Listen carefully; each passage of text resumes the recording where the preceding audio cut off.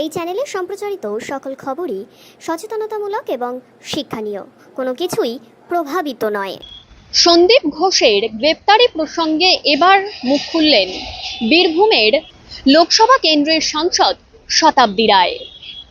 এই সন্দীপ ঘোষকে কিন্তু গ্রেপ্তার করা হয়েছে আরজি করের আর্থিক দুর্নীতি মামলার জন্য। যদিও বা সন্দীপ ঘোষের নাম খবরের শিরোনামে বারবারই উঠে আসছে গত 9ই আগস্ট থেকে আরজি করে এক ডাক্তারি পড়ুয়া তার খুনের কারণে। তারপর থেকে একাধিক ঘটনায় কিন্তু সন্দীপ ঘোষের নাম উঠে এসেছে। শুধুমাত্র যে এই খুনের সঙ্গে সন্দীপ ঘোষ জড়িত তা নয়, এই ঘটনার পর জানা গেছে তিনি কিন্তু একাধিক দুর্নীতির সঙ্গেও যুক্ত ছিলেন।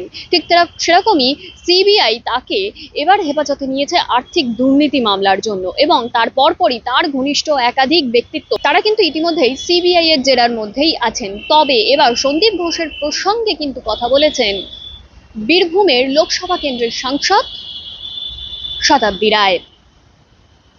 অন্যদিকে এই দিন এই প্রসঙ্গেই প্রশ্ন উঠতে ঋতুপর্ণা সেনগুপ্তকে নিয়ে শ্যামবাজার 5 মুথা মোড়ে আরজিকর কাণ্ডের প্রতিবাদের আন্দোলনে অংশগ্রহণ করতে গেলে তাকে গো ব্যাক স্লোগান দেওয়া হয়। সেই বিষয় নিয়েও কিন্তু শতাব্দী রায়কে মন্তব্য করতে শোনা গেছে। এই ঘটনায় ঋতুপর্ণা সেনগুপ্তের পাশে দাঁড়ালেন শতাব্দী রায়। যদিও বা বাংলা সিনেমা ইন্ডাস্ট্রির একাধিক অভিনেতা অভিনেত্রীদের কিন্তু এই বিষয়ে নিন্দা করতেই দেখা গেছে যে সেদিন রাত দখলের দিন যখন ঋতুপর্ণা গিয়েছিলেন শ্যামবাজারে, তখন তাকে গো ব্যাক স্লোগান দেওয়া হয়েছিল।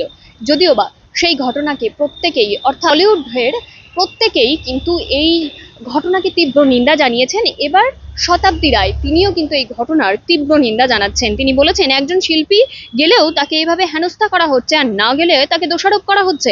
এখন প্রশ্ন হলো যে আন্দোলনকারী যারা এমনটা করছেন তারা আসলে চাইছেনটা কি, সেটাই তিনি জানতে চাইছেন। সাথে সাথে তিনি আরো কি বললেন শুনুন। তোমরা যা দেখাচ্ছ দেখিয়ে যাও, সেটাই হচ্ছে, সেটাই হবে।